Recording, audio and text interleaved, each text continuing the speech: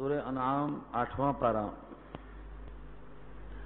آیت نمبر 143 تک گفتگو ہو چکی ہے. 144 سے آج انشاءاللہ کلام کیا جائے گا. اگرچہ آواز پہلے کی طرح مکمل صاف نہیں ہوئی ہے، لیکن آپ حضرات کی چاہت اور ناغہ سے گریز کرنے کی پرانی عادت ہے، اس لیے جب تک آواز ساتھ دے گی انشاءاللہ کلام کریں گے.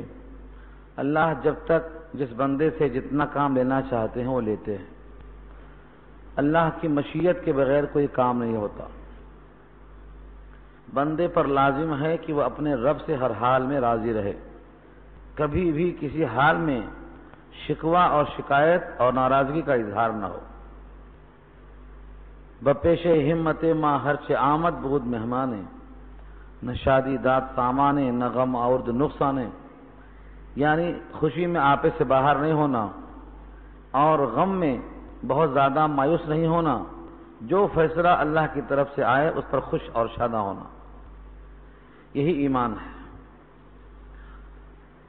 قرآن کریم کی اس آیت میں تذکرہ چل رہا تھا کہ کفار قریش نے کیسے کیسے عقیدے گڑھ لیے تھے. ان عقیدوں کی تردید کیا ہے قرآن نے بڑے ہی پیارے انداز میں. ثمانیت ازواج، ثمانیہ کے معنی 8 اور ازواج جمع ہے زوج کی جوڑے. اگر نر اور مادہ کسی بھی جنس کے ہوں، گائے کے، بیل کے، بھینس کے، ان کو بھی ازواج کہا جائے گا. زوج اس کے واحد ہے. کسی بھی چیز میں جوڑا ہو اس کو زوج کہیں گے. زوجین دو جوڑے کو کہا جاتا ہے. اسی مناسبت سے مرد کو زوج اور بیوی کو زوجہ اور دونوں کو زوجین کہا جاتا ہے. اسی سے ازدواجی زندگی بھی بنتی ہے. تو جوڑا کتنا ہے؟ 8 جوڑے. ثمانیت ازواج، یہ جوڑے کس کے ہیں؟ چوپایوں کے. 8 قسمیں ہیں. ثمانیت ازواج 8 جوڑے ہیں. من الضأن اثنین، اثنین کے معنی 2. ضأن کے معنی آتے ہیں دمبا، جس کو ہم بھیڑ کہتے ہیں. یہاں کے لوگ پوٹلا کہتے ہیں اس کو. یہ ضأن کا ترجمہ ہے.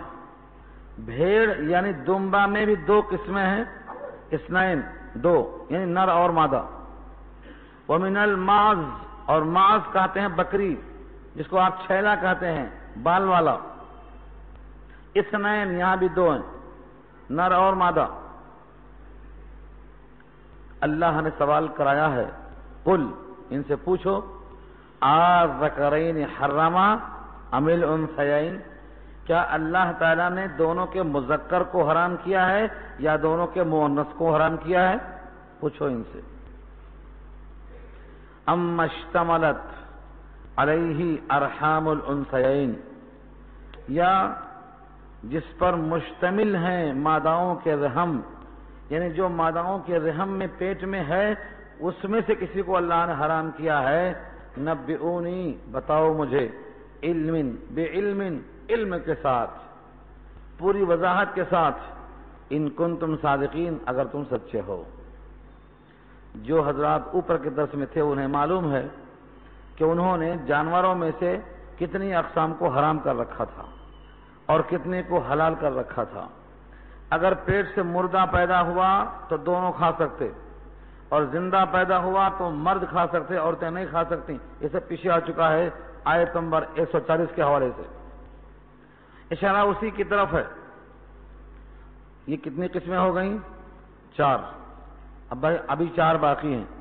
ومن الابل اثنین، ومن الابل اثنین، اور اونٹ میں سے 2 نر اور مادہ. ومن البقر، اور گائے میں سے اثنین، نر اور مادہ. تو 2 2 4 اور اوپر کے 4 8.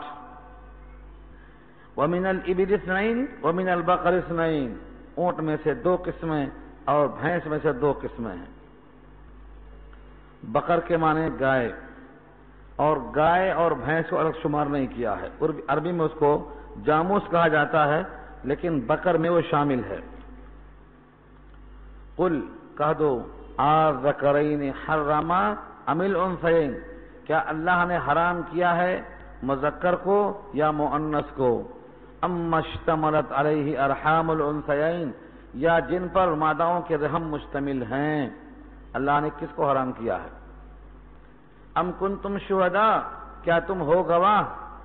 اذ وصاکم اللہ بہذا، جب اللہ نے تم کو وصیت کی تھی کہ یہ حرام اور یہ حلال، تو تم اس وقت موجود تھے، تم شاہد ہو؟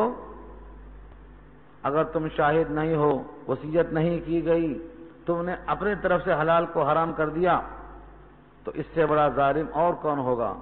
اس لیے فرمایا فمن اظلم ممن افترا علی اللہ کذبا، اس سے زیادہ ظالم کون ہوگا جو تہمت باندھے اللہ پر جھوٹی. لیضل الناس، تاکہ لوگوں کو بھٹکائے، بغیر علم، بلا کسی علم کے، بلا کسی معلومات کے، بھٹکانے کی بات ہے یہ.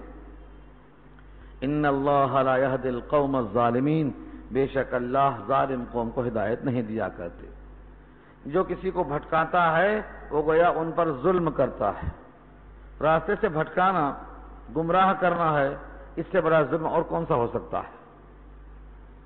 اب سوال یہ ہے کہ ٹھیک ہے یہ سب حلال ہیں جن کا ابھی نام لیا گیا، تو پھر حرام کیا ہے؟ اللہ نے یہاں کہلوایا قل لا اجد فيما اوحي اليك محرما على طاعم يطعمه الا ان يكون ميتة او دما مسفوحا، یہاں سے فہرست شروع ہوتی ہے. قل کہہ دو لا اجد، میں نہیں پاتا ہوں، فیما اوحیا، ان تمام پیغام میں جو مجھ کو وحی کے طور پر آیا ہے، الیہ میری جانب، محرمن بطور حرام کیا ہوا، علی طاعم کھانے والے پر، چکھنے والے پر، یطعمہ جو کسی چیز کو کھانا چاہتا ہو، الا یہاں سے شروع ہے استثناء، مگر یہ کہ ہوئے وہ مردہ، الا ان یکون میتا، ہاں اگر وہ میتا ہے تو اللہ نے منع کیا ہے، او دمن یا خون ہو، لیکن اس کی شرط لگایا مسفوحا بہتا ہوا.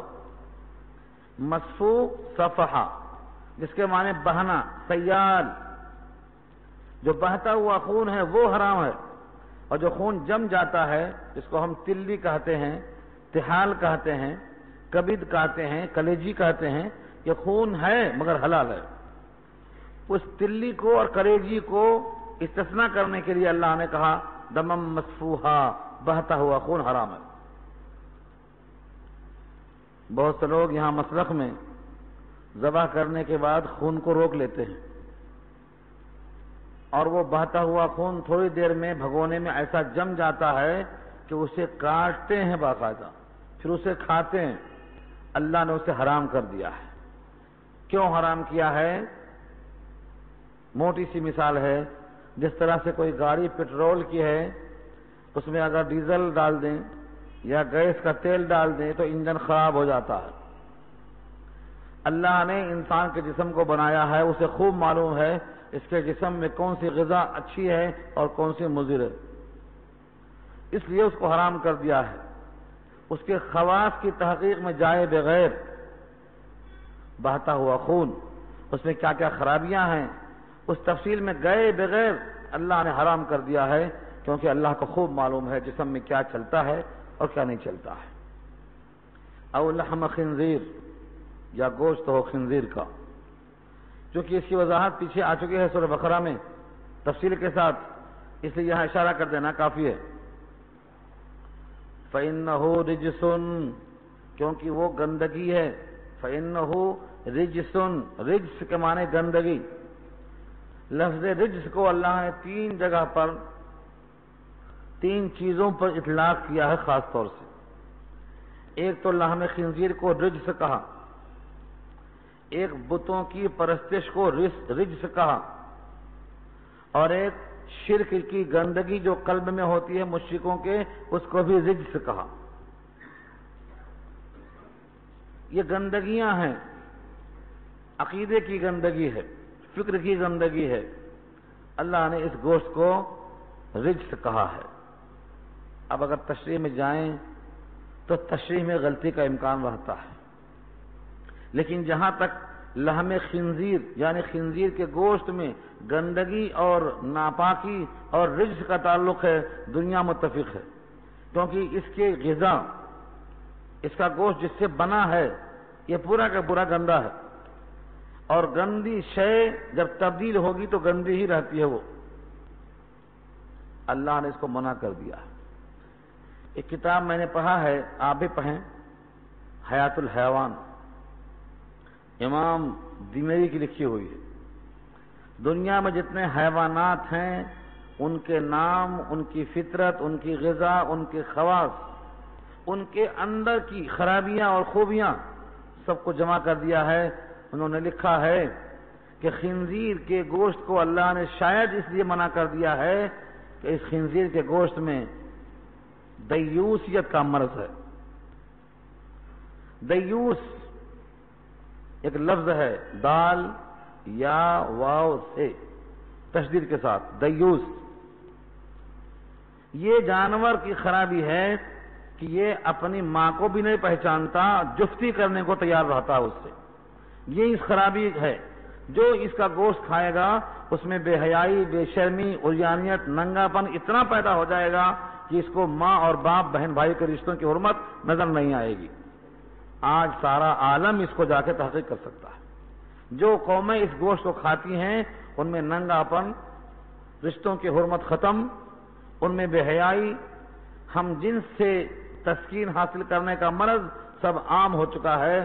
شاید یہ اس گوشت کی خرابی کا اثر ہے۔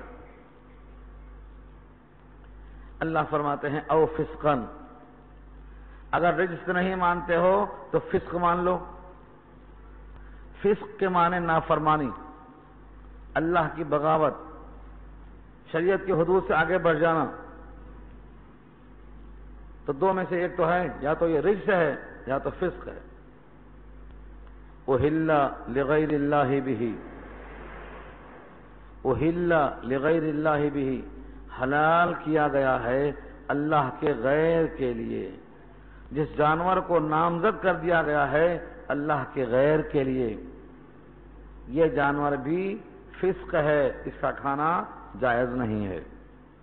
اس پر بڑی طویل بحث ہم نے کیا تھا سورہ مائدہ آیت نمبر 2 اور 3 کے حوالے سے، جہاں پر لفظ نصب آیا ہے۔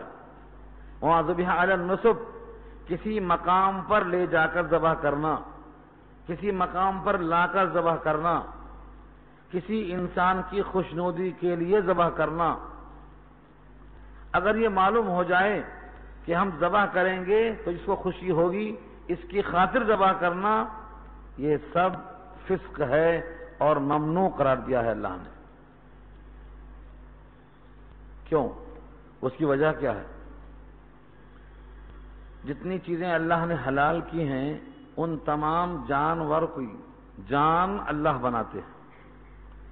اب اللہ کے حکم سے اگر اس کی جان کو آپ لیتے ہیں تو اللہ نے حلال کیا ہے، اور اس کی جان کو آپ لیتے ہیں اللہ کے غیر کی رضامندی کے لیے تو یہ اللہ کی ناراضگی کا باعث بنتا ہے۔ اس واسطے یہ فسق ہے۔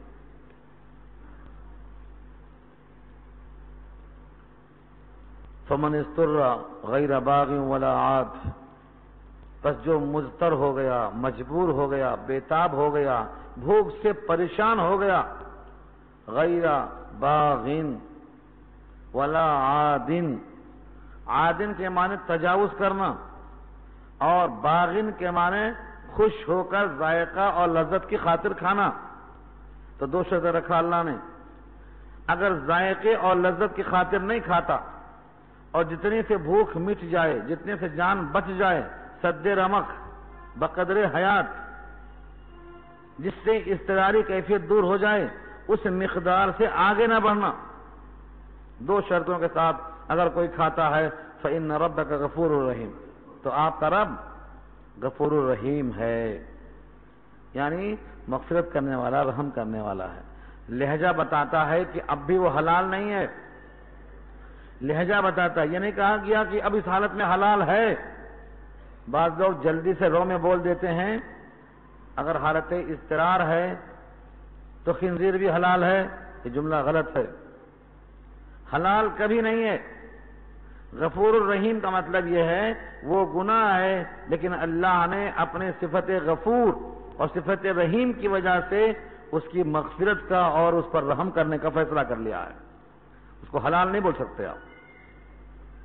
جیسے کوئی آدمی کسی مقروض کا قرض اس پر ترس کھا کر کے معاف کر دے اور چھوڑ دے، اس طریقے سے مضطر حالت اضطرار میں جب لقمے دو لقمے کھا لے تو اللہ تعالیٰ اس کو معاف کر دیتے ہیں۔ وَعَلَى الَّذِينَ هَادُوا حَرَّمْنَا ظُفُرَ، اب یہاں تقابل شروع ہوتا ہے، کیسی کیسی نعمتیں ہیں اور تم سے کیسی کیسی سختیاں ہیں، تم نے بھی کیا شرارت تو یہ سختی ہیں۔ وَعَلَى الَّذِينَ هَادُوا، ہادو مانے جو یہودی ہوئے ان پر، حرمنا ہم نے حرام، ذی ظفر سے ناخن کو، اور ذی مانے والے، ذی ظفر جتنے ناخن والے جانور تھے سب کے سب یہودیوں پہ حرام۔ ناخن والے سے مراد کیا ہے، سے مراد کیا ہے، اس کے لیے بھی آپ دیکھیں بعض پرندے پنجوں کر دیا تھا، یہ خاص طور سے ان کے واسطے ہے یہ۔ اور کیا کیا حرام کیا تھا، گائے میں سے، بکری میں سے چربیاں، وَمِنَ الْبَقَرِ وَالْغَنَمِ، اور گائے میں سے بکری میں سے، حرمنا علیہم حرام کر دیا ہم نے ان کے اوپر، شحومہما ان دونوں کی چربیاں۔ شحوم شحمن کی جمع ہے، شحمن کے معنی چربی، شحیم لحیم اور شحیم، موٹا اور تگڑا آدمی کو لحیم اور شحیم کہا جاتا ہے، تو شحمن کے معنی چربی کہتے ہیں۔ اللہ نے چربی کو حرام کر دیا تھا، کس پر، یہودیوں پر، گائے کی بھی بکری کی بھی۔ ہاں چربی میں سے دو جگہ کی حلال تھی ان کے لیے، ایک الا ما حملت ظہورہما، مگر وہ جو لدی پڑی ہو ان کی پشتوں پر، جس کو آپ بولتے ہیں پٹھ کا گوشت۔ پٹھ کا گوشت جب آپ لیتے ہیں تو اس کے اوپر ایک لیر ہوتی ہے چکنی سی، فرمایا اس کو الگ کرنا مشکل ہوتا ہے، اللہ نے اس کو حلال کر دیا تھا ان کے لیے۔ اب الحوایا، یا اتڑیاں، جس کو ہم بڑے شوق سے کھاتے ہیں، یہاں ہے شاید مسکین ہوٹل میں چکن، کیا بولتے ہیں اس کو، چکھنا، چکھنا جس سے بنتا ہے یہ اب الحوایا ہے، یہ حوایا کا ترجمہ ہے۔ حوایا کے معنی اتڑیوں کے آتے ہیں، اسی حوایا کو امعا بھی کہا ہے اللہ نے سورہ محمد میں، سورہ محمد میں لفظ امعا آیا ہے، یہاں اب الحوایا آیا ہے۔ تو ان اتریوں میں اگر لگا ہوا ہے یا پشت میں لگا ہوا ہے تو یہ جائز ہے۔ تیسری ایک اور جگہ ہے، وَمَخْتَلَطَ بِعَظْمٍ، عظم کے معنی ہڈیاں، اختلاط کے معنی گڈ مڈ ہونا، مل جانا، خلط ملط ہو جانا، جو چربی ان کی ہڈی میں خلط ملط ہو گئی ہے نکال کر الگ کرنا مشکل ہے، یہ بھی جائز ہے۔ یہ تین ان کے واسطے جائز تھی، باقی چربیاں ان کے واسطے حرام تھی۔ اب آپ سوچتے ہوں گے ہم کو تو حلال کیا ہے، ان کو کیوں حرام کیا ہوگا؟ اگر وہ جسم انسانی کے لیے مضر تھا تو آج بھی مضر ہونا چاہیے، اور آج حلال ہے مضر نہیں ہے تو ان کے واسطے بھی مضر نہیں ہونا چاہیے۔ میں اس کی ایک مثال دیا کرتا ہوں، بے جوڑ مثال ہے لیکن سمجھ میں آئے تو اچھی ہے۔ نواقض وضو 8 ہیں، جس سے وضو ٹوٹتا ہے، وہ 8 چیزیں ہیں، اور ہر وہ چیز جسم کے اندر سے نکلنے سے ہی ٹوٹتا ہے، چاہے قبل سے یا دبر سے، پیشاب کے مقام سے نکلتا ہو یا کسی اور، نکلنے سے ہی وضو ٹوٹتا ہے۔ لیکن اگر کوئی شخص نماز کی حالت میں کہاں مار کے ہنس دے تو اس کی نماز بھی گئی، اس کا وضو بھی گیا۔ مسئلہ معلوم ہے؟ معلوم کر لو۔ نماز کی حالت میں کہاں مار کے ہنس دیا، نماز کے باہر کہاں مارا تو وضو نہیں ٹوٹتا، لیکن نماز کے اندر کہاں مارا تو وضو بھی گیا، نماز بھی گئی۔ لوگ بولتے ہیں یہ کہا سے اگر وضو باہر نہیں ٹوٹ سکتا تو نماز میں ٹوٹ کیسے گیا؟ کیا جواب ہے آپ کے پاس؟ ہاں، امام بخاری نے نقل کرتے ہوئے لکھا ہے، شارح بخاری نے،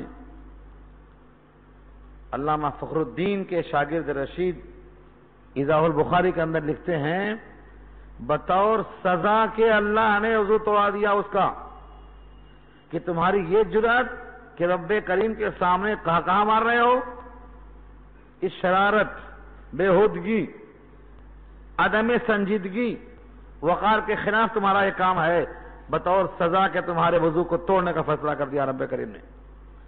نماز ہی نہیں گئی، تمہارا وضو بھی گیا، پھر سے پاک صاف ہو کے آؤ۔ ایسے ہی یہ چربی مضر نہ تھی نہ مضر آج ہے، ان کی کچھ شرارتیں تھیں، ان کی وجہ سے اللہ نے ان پر سزاً یہ چیز حرام کر دیا تھا۔ دیکھو الفاظ، ذَلِكَ جَزَيْنَاهُمْ بِبَغْيِهِمْ، ہم نے ان کو جزا دی تھی، سزا دی تھی، بِبَغْيِهِمْ، ان کے شرارت کی وجہ سے۔ بغیون کے معنی شرارت، سرکشی، زیادتی، کیا کیا تھی ان کی زیادتیاں پیچھے پڑ چکے ہیں اب۔ وَإِنَّا لَصَادِقُونَ، اور ہم بے شک سچے ہیں، حقیقت یہی ہے۔ چربیوں میں کوئی خرابی نہیں ہے، یہ حرمت ان کے حق میں صرف ان کی شرارت کی وجہ سے۔ فَإِن كَذَّبُوكَ فَقُلْ رَبُّكُمْ ذُو رَحْمَةٍ وَاسِعَةٍ، پس اگر وہ تجھ کو جھٹلائیں، تیری تکذیب کریں، تو اے نبی ان سے کہہ دو، ربکم ذو رحمت واسعہ، ربکم ذو رحمت واسعہ۔ اگر یہ بندہ اس جملے کو بار بار ریپیٹ کرے، سمجھتے ہوئے کہ اللہ نے نبی سے کہلوایا ہے ربکم ذو رحمت واسعۃ، تمہارا رب رحمت والا ہے، نہیں، وسیع رحمت والا ہے، رحمت واسعۃ، بڑا وسیع رحمت والا ہے تمہارا رب، اتنا وسیع، اتنا وسیع۔ اس پر ایک دعا یاد آئی مجھے، نبی کریم صلی اللہ علیہ وسلم کی طرف سے امت کو سکھائی گئی ہے، کاش کہ آپ اس دعا کو سمجھ کر پڑھیں۔ ایک بندے مومن جب اللہ سے کہتا ہے اللہم مغفرتک اوسع من ذنوبنا، اے اللہ آپ کی مغفرت زیادہ وسیع ہے ہمارے گناہوں کے مقابلے میں، ہمارے گناہ بہت ہوں گے لیکن اس کے مقابلے میں آپ کی رحمت بہت وسیع ہے۔ وَرَحْمَتُكَ أَرْجَى عِندَنَا مِنْ أَعْمَالِنَا، اور آپ کی رحمت زیادہ قابل امید ہے ہمارے نزدیک ہمارے اعمال کے مقابلے میں۔ ہمارے اعمال پر ہمیں جتنا امید ہے آپ کی رحمت پر اس سے زیادہ امید ہے۔ یہ نبی نے سکھلایا ہے امت کو، یہ الفاظ یاد کرتے ہوئے پڑھنا۔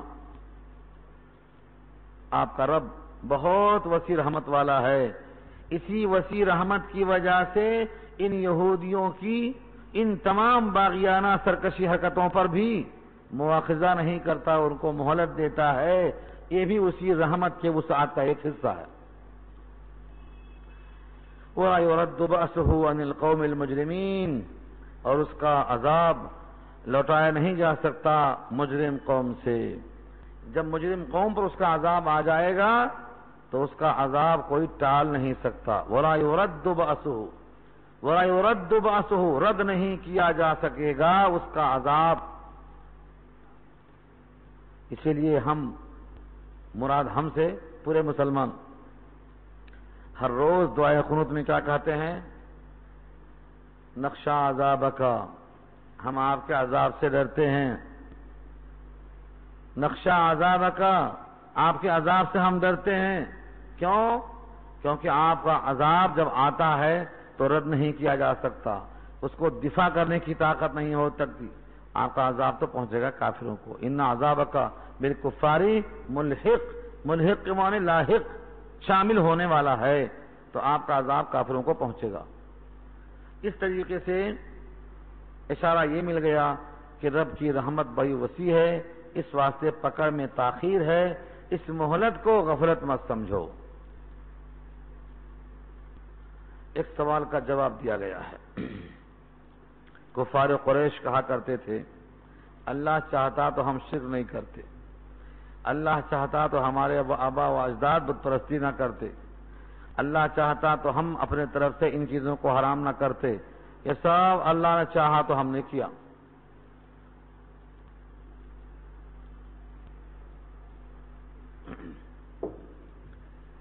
ہمیں یاد پڑتا ہے بچپن میں ہمارے گاؤں کے بہت سے لوگ نماز نہیں پڑھتے تھے تو ان کو جا کر سمجھاتے تھے کہ چلو نماز پڑھ لو، تو بولتے ہم پاک نہیں ہیں، نہا لو، تو بولتے تھے اللہ چاہے گا تو پڑھ لیں گے، اللہ چاہے گا تو پڑھ لیں گے، اللہ چاہے گا تو پاک ہو جائیں گے۔ یعنی جو کام کرنے کا دل نہیں چاہتا اس کو یوں کہتے ہیں اللہ چاہے گا تو کر لیں گے، اور جب کھانے کا وقت آتا تو ہاتھ دھو کے فوراً بیٹھ جاتے، یہ نہیں بولتے ہاتھ نہیں دھوئیں گے اللہ چاہے گا تو ہاتھ دھل جائے گا، ہاتھ سے لقمہ نہیں اٹھائیں گے اللہ چاہے گا تو لقمہ اٹھ جائے گا، یہ کبھی نہیں بولتا۔ ہاتھ دھو کر لقمہ اٹھائے گا، خود پہلے چاہے گا، لیکن جب اللہ کی بندگی کی بات آئے گی تو اللہ چاہے گا۔ یہ طریقہ کافرانہ، مشرکانہ، جاہلانہ ہے۔ اگر آپ کو اللہ نے اختیار نہیں دیا ہوتا ہاتھ اٹھانے کا، اٹھ کر نہانے کا، اٹھ کر وضو کرنے کا، کپڑا بدل کر اللہ کے پاس جھکنے کا اختیار سلب کر لیا ہوتا تو ایسی بات کہنا بجا تھا، لیکن اللہ نے تو آپ کو اختیار دیا ہے، اٹھو یا سو جاؤ، پاک رہو یا نہ پاک رہو، اللہ کو سجدہ کرو یا سجدہ نہ کرو۔ جب اللہ نے اختیار دے دیا ہے تو یہ ٹالنے کی بات ہے۔ چنانچہ آج ہم نے دیکھا ہے بہتوں کو جب کوئی کام نہیں کرنا چاہتے تو بولتے انشاءاللہ کر لیں گے، انشاءاللہ کر لیں گے، یہ آمدن کہتے ہیں، یعنی نہیں کرنا ہے تو کفر ہے کہنا ایسا، اگر ارادہ نہیں ہے تو۔ اللہ کی مشیت کا مذاق اڑاتے ہیں آپ، اس کا مطلب جو کام نہیں کرنا ہے نہیں ہو سکے گا، صاف بولنا چاہیے۔ آسرا اور امید میں رکھ کر کسی کو مایوس کرنا یہ درست نہیں ہے، دھوکہ ہے۔ یہ کام کے پورا ارادے میں ہیں آپ تو انشاءاللہ کہنا چاہیے، اور دل میں یہ ہے کہ مجھے ٹالنا ہے اور زبان سے بولتے ہیں کہ انشاءاللہ کر لیں گے، تو یہ تو ایسا ہے کہ قلب الگ سوچ رہا ہے، زبان الگ چل رہی ہے۔ یہ زبان جو قلب کی ترجمان نہیں ہے یہ منافق کی زبان ہوتی ہے، مومن کی زبان نہیں ہوتی ہے، اس لیے اس سے احتیاط کرنا چاہیے۔ ہاں یہی آیت ہے جو میں عرض کر رہا ہوں، سیقول ان قریب کہیں گے، کون؟ الذین اشرکوا، جنہوں نے شرک کیا ہے وہ لوگ کہیں گے، لو شاء اللہ ما اشرکنا، اگر اللہ چاہتا تو ہم شرک نہ کرتے۔ اللہ نے کب چاہا کہ تم شرک کرو؟ وضاحت ہے اس کی۔ یوں تو ہر چیز اللہ کی مشیت سے ہوتی ہے، لیکن آپ کو معلوم کیسے ہوا کہ اللہ کی مشیت ہے کہ میں شرک کروں؟ صرف ٹالنے کی بات ہے۔ قرآن نے کہا ہے جب اچھی چیز ہو تو یہ کہتے تھے ہماری صلاحیت سے ہوا ہے، اور بری چیز ہو تو اللہ کی مرضی۔ ایسا نہیں ہے، حکم یہ ہے سب کچھ اللہ کے پاس سے ہوتا ہے، لیکن جب اچھی چیز سامنے آئے تو یہ اللہ کی عطا ہے، اور برا نتیجہ سامنے آئے تو تمہارے اعمال بد کا نتیجہ ہے۔ یہ اللہ نے کہا ہے سورہ شورا پارہ 25 کے اندر، جو بندہ اچھی اور انعام کی چیزیں چاہتا ہے وہ اپنے ہاتھوں سے غلط اعمال نہ صادر کرے۔ غلط اعمال کا نتیجہ اچھے انعام کی شکل میں ظاہر نہیں ہو سکتا ہے۔ وَجَزَاءُ سَيِّئَةٍ سَيِّئَةٌ بِمِثْلِهَا وَجَزَاءُ سَيِّئَةٍ سَيِّئَةٌ مِثْلُهَا، برائی کا بدلہ برائی ہی کی شکل میں ظاہر ہوگا۔ جو آدمی گیہوں بوئے گا وہ گیہوں ہی کاٹے گا، چنا بوئے گا چنا کاٹے گا، دال ہے تو دال کاٹے گا۔ ایسا تو نہیں ہے کہ گیہوں بونے کے بعد چنا مل جائے، تو برے اعمال کا صلہ اچھا کیسے ہو جائے گا؟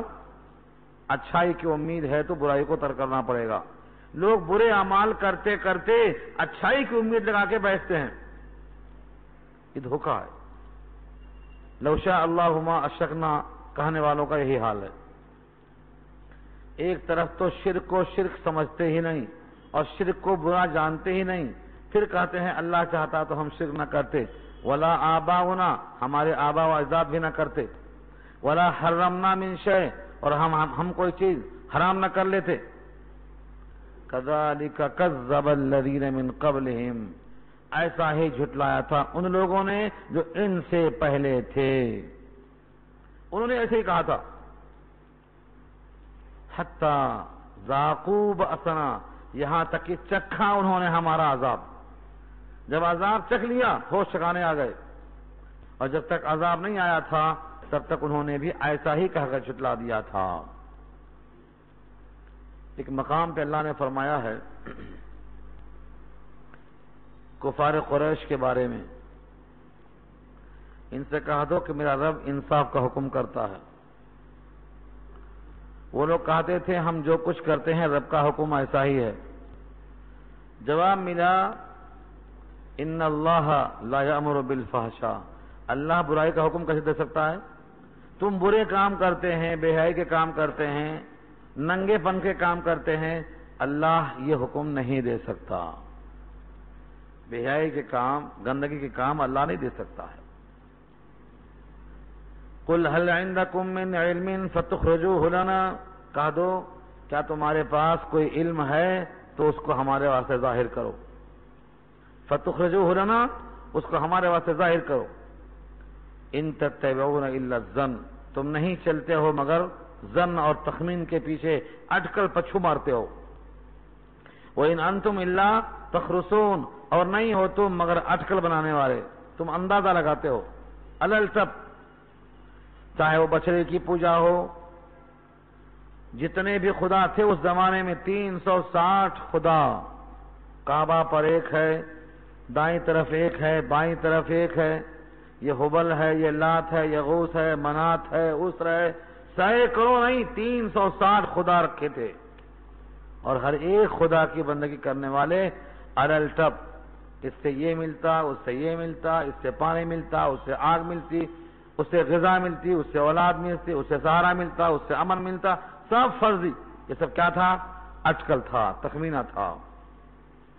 قل فللہ الحجۃ البالغہ، کہہ دو اللہ ہی کے لیے ہے حجت، حجت کے معنی دلیل، اور بالغہ معنی پوری طرح مکمل، مکمل حجت اللہ ہی کے لیے ہے۔ فلو شاء لہداکم اجمعین، بس اگر وہ چاہتا تو تم سب کو ہدایت دے دیتا۔ یقیناً اس کی قدرت میں یہ ہے، لیکن اگر کوئی اپنی قدرت سے نہیں اور اپنی مرضی سے نہیں اور اپنے اختیار سے نہیں بلکہ خدا کے جبر سے ہدایت پا جاتا، تو جو خدا کے جبر سے ہدایت پا جاتا وہ، اور جس کو ہدایت نہیں ملی ہے وہ، دونوں میں سزا کس کو دی جاتی؟ سزا اور عذاب تو اختیار پہ ہے۔ تم نے بے اختیار خود اچھی راہ پکڑ لیا، انعام کے مستحق، تم نے بذات خود بے اختیار خود برے کام منتخب کر لیا، اس پر تم کو عذاب مل جائے گا۔ اگر نیند کی طرح جبراً حریب مسلط کر دیتے اللہ تعالیٰ تو پھر انعام کا حق کس کو ملتا، سزا کے لائق کون بنتا؟ اس واسطے حقیقت یہ ہے اللہ جس کو چاہتے ہیں وہ ہدایت دیتے ہیں۔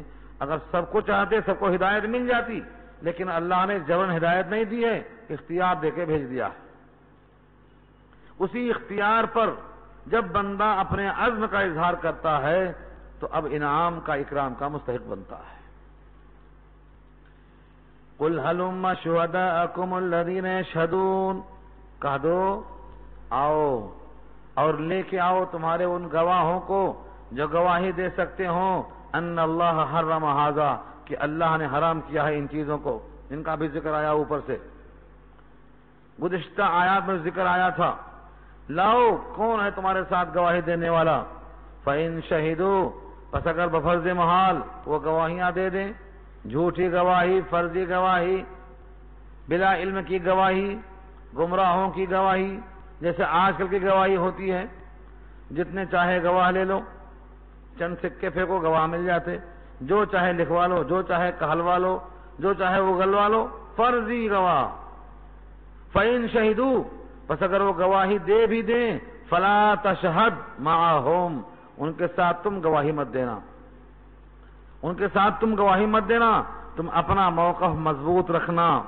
اور سنو، وَلَا تَتَّبِعْ أَهْوَاءَ الَّذِينَ كَذَّبُوا بِآيَاتِنَا، ان کے خواہشوں کی اتباع مت کرنا، جو جھٹلاتے ہیں ہماری آیتوں کو، جو ہماری آیتوں کی تکذیب کرتے ہیں، ان کی خواہشوں کی اتباع ہرگز مت کرنا۔